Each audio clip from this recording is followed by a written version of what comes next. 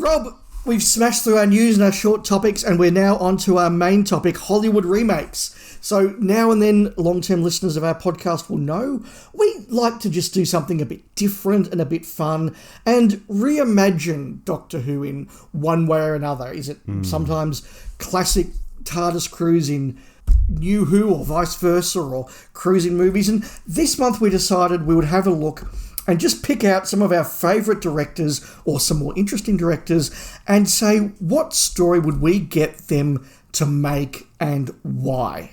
Yes. As I said at the start of the show, I've been thinking about this all month. My biggest fear, well, it's not really a fear. I think we'll get snaps on directors, Dave, but probably not on the shows we're getting them to make.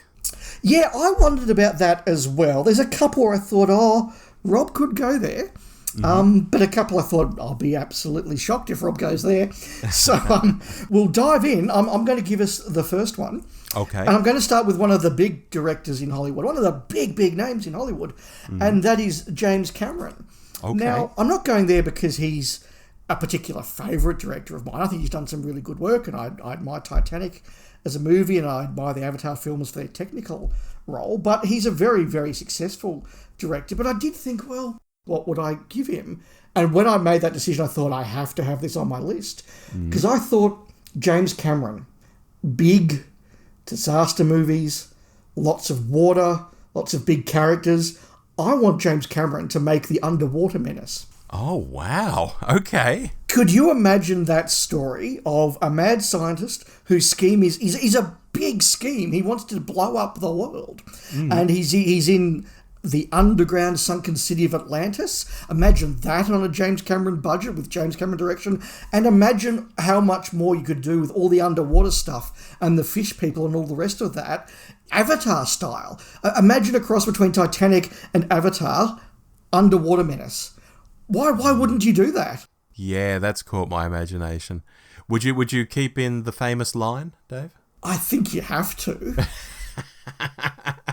But, you know, how would he direct that? Would it be the same? No.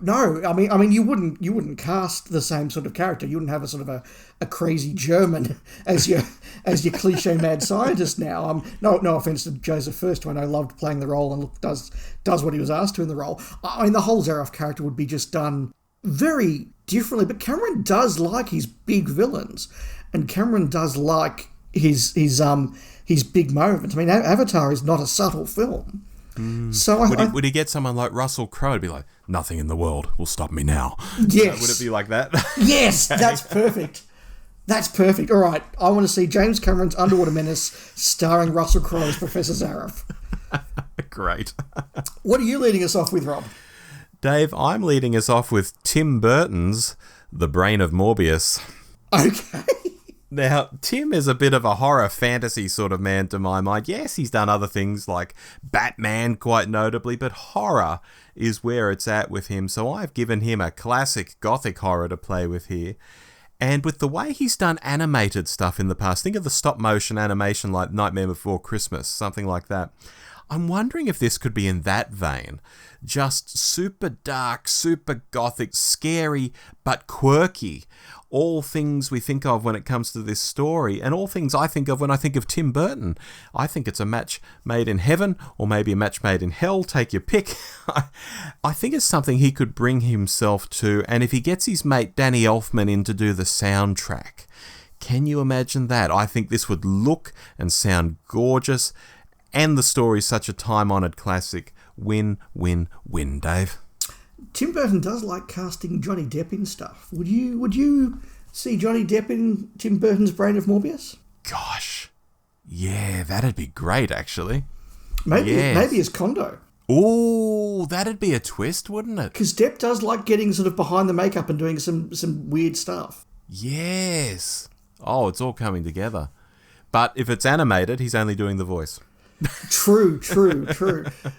Yeah, that's an interesting one. That's definitely interesting. I did go and see Tim Burton's Batman 89 recently and really enjoyed it, although I was reminded of the wonderful exchange in the media when Tim Burton made the comment, I would never read a comic book, and Kevin Smith said, well, that explains Batman.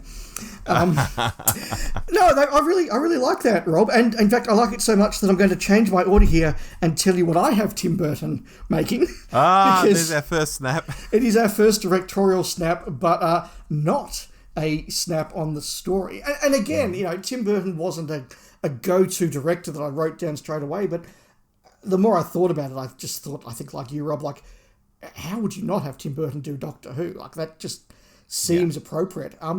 I started off thinking maybe the Happiness Patrol.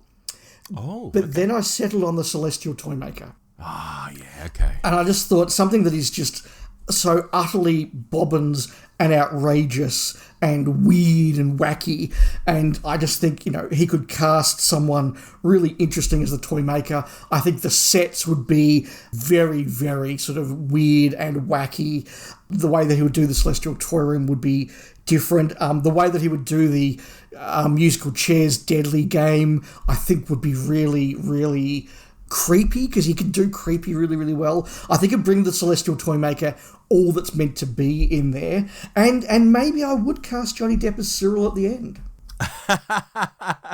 Great. I like that. Dave, would he not go the retro route of making it look like it was filmed in the 60s? Because I think he does a good line in that sort of recreating worlds and things, and he could go down that path to make it look like it was filmed in a 1960s TV studio, just bright and colourful, of course. But you're thinking, no, go wild and crazy and do something completely off the wall. Maybe like what the new animation is like for Celestial Toymaker. I think somewhere between that and yes, Carnaby Street 60s. Right, cool. So, lots of... but again, the variants, you go into the Celestial Toy Room in Part 1, and it's lots of colour, and it's Carnaby Street, and it's weird, and it's wacky. You then go to the Dolls episode, and it's smaller, and it's darker, and it's creepier. Something like an Edward Scissorhands, that really does move between the light and the dark. And even Batman 89, you sort of move between Wayne Manor and the Batcave, and then sort of, Gotham City being wild and wonderful. So I think you could do a lot of justice to the Celestial Toymaker. Very nice. So Tim Burton, our first snap. That's interesting. Rob, another from you, please. Another from me, Dave. I'm going with Peter Jackson's Survival. Awesome. Now, Peter's really well known for fantasy, via Lord of the Rings, of course, and he can do adventure really well. And for a time, I was thinking, similar to the Tim Burton thing, I was thinking of Peter Jackson's work with puppets on Meet the Feebles and thinking, yes. Can I get him to do a fantastical puppet sort of Doctor Who? But I put that aside, and in the end, I gave him Survival. Because I think one of the aspects that never really quite works, no matter how hard they tried, bless their little cotton socks, is the cheetah people and their planet. And I think this is where Peter would really shine. I think we'd get extraordinary looking cheetah people. Maybe seeing people transform into cheetah people, that'd look amazing. And yeah, I think he would be able to sell the whole idea of going from suburbia to a really, really different alien place with really cool cheetah people. The suburbia bits are easy. It's the stuff on the alien planet that's hard. And I think that's, if the TV show falls down somewhere, it's that they go from suburbia to a place that looks like the field next to suburbia. Yeah, It doesn't look radically different. And I think Peter would just make the cheetah planet look amazing. I think he'd just smash it. So Peter Jackson's Survival. I'm not shocked that Peter Jackson's come up in this podcast. He's not on my list, but I did throw him around in my brain a little bit. I must admit, Rob, when you mentioned Meet the Feebles, I was about to quote one or two of my favourite lines and then realised they're not remotely appropriate for a family podcast, so I won't. Is it a particular song and the first word starts with S? I was actually thinking both of that song, but also of the Big Boss's sort of reaction to the end. Trevor, I want that eliminated. It's great. Yeah, it's a fun film. Look, I think that makes a lot of sense. You're right. Peter Jackson doing the Planet of the Cheetah People, that would just be extraordinarily good. And yeah, I want to see that. Thank you.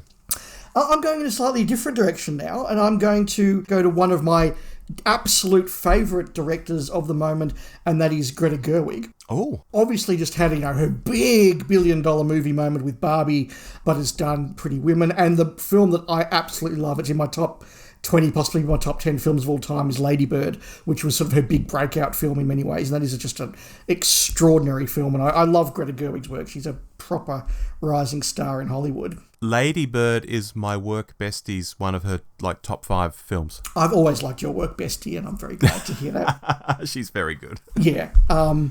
Just look at that cast. But we're not the movie podcast. What would I get Greta Gerwig to make? Paradise Towers. Oh, golly. Okay, that's come out of left field. You think about it, it's got one of the largest female casts in Doctor Who. Yeah, okay, yeah. What would she do with the Kangs? I think would just be extraordinarily interesting and different. And then you say, what would she do with the Rezzies? Again, something a bit darker, a bit more humour, but casting some really good actresses and really getting the best out of them. What does she do with Pex? She's great. You look at something like Lady Bird. What could she do with those romantic leads who maybe don't deserve to be romantic leads? Would I cast Timothée Chalamet as Pex? I probably would. and just really sell that whole ridiculousness of the character. But I could see Greta Gerwig taking the character of Pex and making him a really properly interesting and flawed but likeable character. Yeah. What he really should be. And then when you have a look at the way that Gerwig just has wonderful cheeky fun at society and the establishment and the patriarchy and the horses and all of that in Barbie, that's the Caretakers. Yeah. That's the Caretakers. Yeah. Would I cast Ryan Gosling as the chief caretaker? Look, I wouldn't not do it. I would not do it. I just think, I've always said the script of Paradise Towers is actually quite brilliant. Yeah. It just doesn't come together. No. I think Greta Gerwig could really make that a proper story about society as it is now. I think it would be brilliant. Yeah. No, as you've explained it, at first my reaction was like, how would that work? But now, yeah, I see that. Yeah. And this is the thing with some of these picks. There are other directors I might name at the end who I thought, I'd really like to do that director, but I couldn't see an in for them. There may be an in, and I just didn't pick up on it. And then if someone pointed one out to me, I'd go, oh, of course, that's so obvious now. If your brain falls into the right groove with this stuff, and yours obviously did here, yes, you can get some beautiful results. Yeah, absolutely. And I've got the same thing. I've got a couple of directors that I had down, and I thought, I just can't make it work. Yeah. So, we'll talk about that at the end. Another from you, Rob. Dave, my next pick is Christopher Nolan's World Enough in Time. Just let me pause, and I don't think I have the brain to process that. Right. That's too big. It is. Yeah, Chris is an action kind of guy with a healthy dose of science fiction, of course. I want to lean into that with World Enough in Time, more from the point of view of the phenomenon that's going on in the two ends of the ship. In the TV show, it's a plot device. This is happening at one end of the ship, and that is happening at the other end of the ship, and it separates people, and the rest is character-driven, and Cybermen show up, and all of that. I think we can tease that into something more. Perhaps multiple party members get stuck at all different times, so time is moving faster and slower for them, but not as fast for some and not as slow for others, and see if you can pull something out of that. I think it's the kind of mind-bending, I'm struggling to keep all of this in my head, feeling you get from a lot of his films, so that's why I think he'd be quite good for this. Plus, of course, you do eventually have the Cyberman getting around him with his action chops. I think those scenes, that were perfectly good scenes for a TV show, like where Capaldi's dodging between the Cybermen and pushing his sonic screwdriver button and mines are blowing up and all of that, and it's all very exciting. That could be done even bigger and scarier and more epic in a movie. So yes, Nolan is my man for this one. That's an excellent pick, and I think that just would be a spectacular movie. I think that it's perfectly suited to Nolan's talents. I must admit, when you mentioned Nolan, I had an unkind thought where I thought he should do the Trial of a Time Lord because it's way too long and falls apart at the end, like most of his movies. but no, look, I mean, his Oppenheimer was brilliant. That was an absolutely brilliant film, and he is a very good director. He is also really grim. I don't know why he thought that grim and Superman was ever going to work, but World Enough and Time is grim, and he would be perfect for that. Yeah, absolutely. You know who doesn't make grim movies? Who's that, Dave? Kevin Smith. Here we go. You knew there was going to be a Kevin Smith on this list, didn't you? You listen to his podcast, what is it, every week? Fairly regularly, yeah. Fairly regularly, yeah. I've been to see the man a couple of times, and, I got his autograph from his comic book shop that I, visited in New Jersey, so, I was going to have Kevin Smith on here. But I sat there and I thought, what on earth do I get Kevin Smith to direct for Doctor Who? And then when my eyes settled on this title, I thought, this is so perfect. Delta and the Bannerman. Oh, wow. You've got a couple of comic American characters sort of bumbling around the Welsh countryside. Imagine giving them Kevin Smith dialogue. You'd have a couple of the Navarinos and probably a couple of the staff at the Shangri-La Hotel, out the back smoking a joint on a few occasions, and then sort of like the Bannerman coming over and they're like, dude, what's going on here? So this isn't the 50s. Where would you set it? What time period? I reckon I'd make it like, 60s Disneyland or something. Oh, okay. So not like a 90s tale or something, or 80s?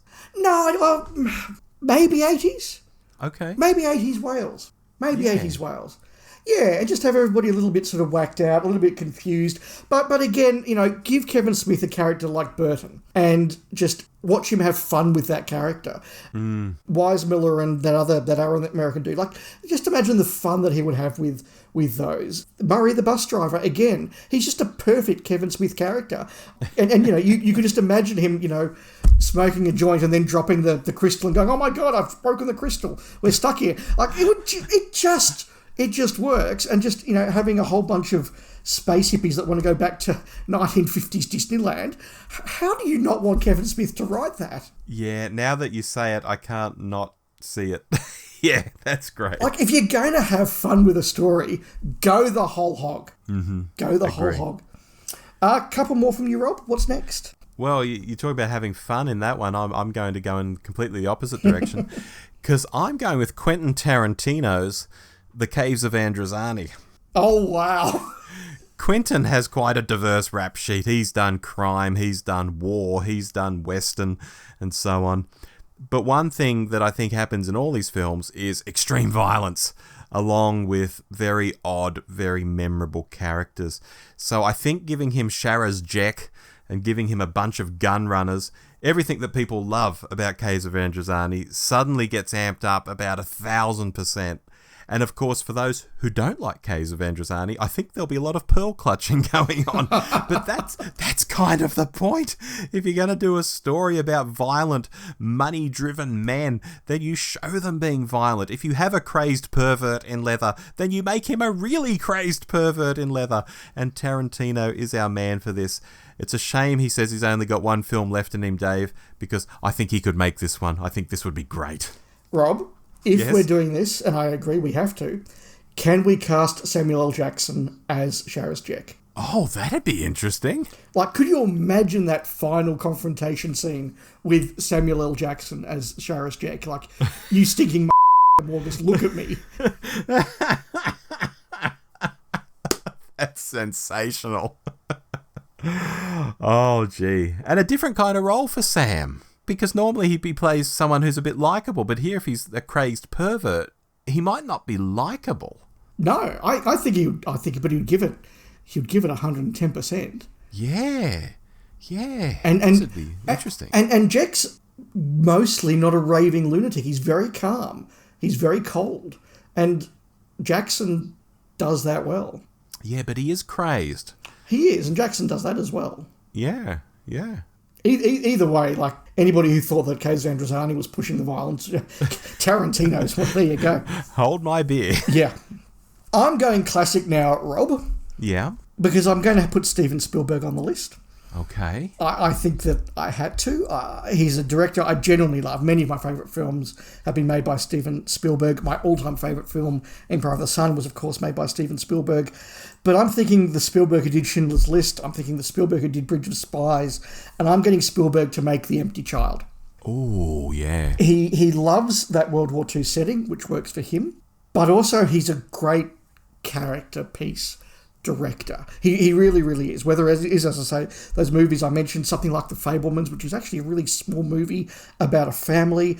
Catch Me If You Can, which has a big scope, but is again basically just about two characters, one trying to catch the other for 2 hours. He's a much smaller director than we sometimes give him credit for. And all those little set pieces, the doctor character, the young mother who's looking after the orphans character, all of those pieces, I think, are very, very well suited to Steven Spielberg getting the humanity out of them whilst displaying this World War II setting in great, great detail and great, great honesty. And also, Captain Jack is not a Spielberg character per se, but he, again, has got a bit of that humour to him and a bit of that larger-than-life to him that I think Spielberg would do really, really well. And I just think all of these things would come together for not your big blockbuster Spielberg, but for your more contained classic Spielberg. Yeah, Jack's got that swagger, doesn't he? He does. And, of course, Spielberg's got the experience with the sci-fi, and I know the sci-fi is not a big thing, but, having the ambulance at the start and all of that, and even just the CGI you could do of people regrowing their limbs or whatever at the end of the show. Spielberg would be all over that as well. So, yeah, that's a nice pick. I like that one. And just the everybody lives vibe of that story, I think, is one that Spielberg would really embrace. Yeah, particularly I was going to say the new Spielberg, that's the wrong way to put it, the current Spielberg. Yeah. The younger him liked having chilled monkey brains and things like that in Indiana Jones and the Temple of Doom and scaring his future wife, Kate Capshaw, with spiders and things. Yeah. The younger Spielberg was quite a ratbag. Going through divorce Spielberg, yeah, absolutely. The current Spielberg, it would resonate with him, yes.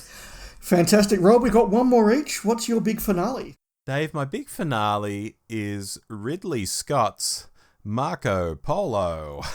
Wow, I'm not shocked Ridley Scott came up here, but I would never have predicted Marco Polo. Explain. Okay, because Ridley's a guy who I guess we really associate with science fiction, so I instantly wanted to go in another direction from that. He's good with action, he's good with adventure, and he's also done some historicals.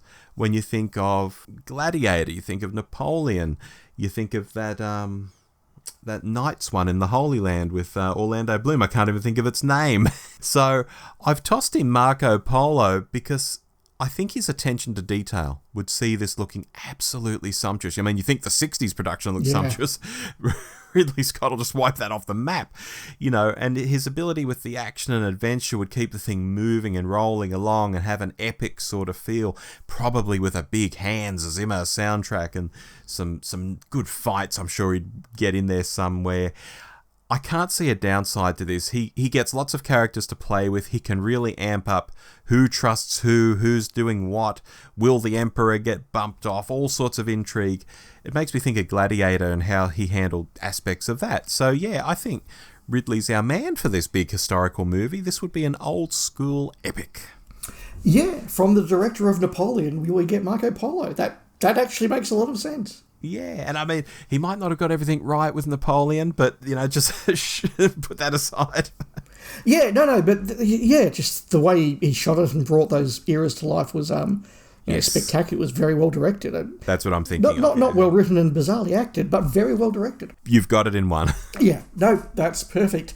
I'm going for a big name to finish off my list, Rob. Yes. Stanley Kubrick. Oh, yeah. I think it's a name that we really, between us, one of us had to go there. And again, I was thinking, what do I give Kubrick? And the first one that sort of came to mind that I didn't go with was the Space Pirates. I thought, and I thought, well, no, that's too obvious. He's just doing Space Pirates as 2001. Like, who cares? I thought, what else has Kubrick done? I was thinking, Full Metal Jacket. I love Full Metal Jacket. And then there's a snap coming on roll because I went with Stanley Kubrick's Caves of Androzani. No. And again, very similar to your thinking as well. Kubrick can do the violence and the gunfire and all of those action scenes extremely well. He's very, very good at that. But Kubrick can also do the character stuff in there. And I think Kubrick doing characters like Sharaz Jek would be absolutely superb. Characters like Salatine, absolutely superb. Morgus is a perfect Kubrick character. So I ruled out Stanley Kubrick's Space Pirates and went Stanley Kubrick's Caves of Androzani. And on that note, since we finished our list, we're now talking generally, I think it says something about how big and filmic and epic Caves of Androzani is that we've both had that on our lists and both given it to big directors. And both come up with probably different interpretations. I think you've got the thinking man's Caves of Androzani there, Dave. Although it would have a lot of violence. Yes. I think a Full Metal Jacket or something like that. Good God, But I think that ultimately be very different things. But that just shows that it's such a good story that you can play with it. It's like Shakespeare. You can reinvent it 50 different ways, and they're all quite good. Yeah, those characters, you can come at from different angles because they have proper depth. Proper stuff going on. So yeah, I think that's really, really clear. And we both had Tim Burton. I just think that's... I do we need to explain why we've both got Tim Burton making Doctor Who? Like, that just fits. Yeah. In fact, I'm sure in the past I've heard people say, wouldn't Tim Burton be a great showrunner for Doctor Who? Yeah, showrunner probably not, but making a one-off film, I think absolutely. Yeah, but just the fact that fans have associated his name with it in the past that I've seen, we're not the Lone Ranger on this, I don't think. No, I don't think so. An honourable mention that I couldn't quite make the list, M. Night Shyamalan's The Ark. Okay, because the twist, the society, I thought that worked. Rob, I wanted to get a Woody Allen in there, and I couldn't find a Doctor Who to suit Woody Allen. I wanted to get a Ben Affleck in there, and I had some goes, but I couldn't quite make it work. And I wanted a Gus Van Sant, and I couldn't make that work either. So Doctor Who is very adaptable, but I couldn't quite see, Woody Allen's Doctor Who. What about you? What couldn't you make work? The main one I couldn't make work, because, I had all sorts of directors run through my head, even like a George Lucas at one stage, because it's a director everyone knows, he's a famous guy. But it's like, his direction in terms of characters and story, which is what Doctor Who is often based on rather than the visuals, is lacking, whereas George is more of a visuals kind of guy, and I couldn't think of a story that was maybe just more visuals than not. But the one that I really put thought into for quite a while, and I was a bit annoyed that I couldn't crack the walnut, was Wes Anderson. I was thinking, what is a really quirky story where I could do a lot of bright primary colours and framing things in the middle of shot, and I was thinking of all these Wes Anderson tropes, and I just couldn't crack it. And I really would have liked to have had a Wes Anderson.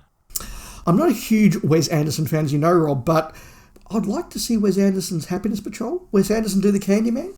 Yeah, that'd be good. Now that I think of that, yeah, there's some nice colours in there, and it's quirky and weird. Yeah, it doesn't quite work though, does it?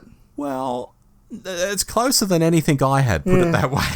Yeah, no, look, it's interesting. When you look at the combined list between us, we've got some big name directors, we've got, some big epic directors, but for the most part, the directors we've picked come back to what you just said there about George Lucas, ones that can do epic but can do character and the like, whether it's Kevin Smith, Greta Gerwig, Burton, Spielberg, Kubrick. They're all directors that, however big their movies are, the characters and the intimate moments do stand out. And I think that's a bit of a common theme across both our lists. Yeah, definitely. That was a really fun mental exercise. It was. It really was. I hope it was as fun for the listeners as it was for us. Yeah. It's our light and fluffy one, folks. Forgive us if you didn't like it. Yes, because we are making, 10 hot takes in a row, plus our list makers and our monthlies and all the rest of it. So, yeah. That was fun. It's just fun. Yeah.